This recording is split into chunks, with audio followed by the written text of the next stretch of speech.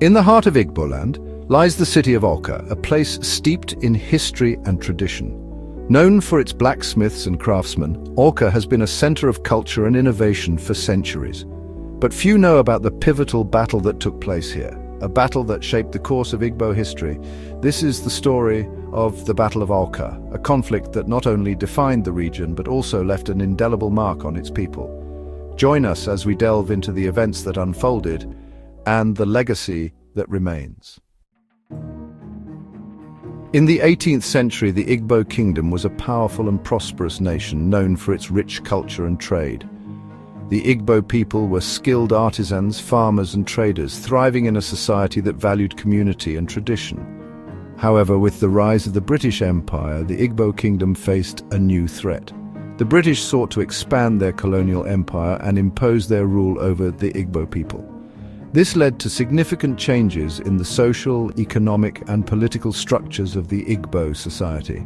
The once autonomous and flourishing kingdom had to navigate the challenges of colonialism, which would forever alter its history and legacy. In 1900, the British launched a military campaign against the Igbo kingdom, seeking to capture the city of Awka. The Igbo warriors, led by their brave leaders, put up a fierce resistance.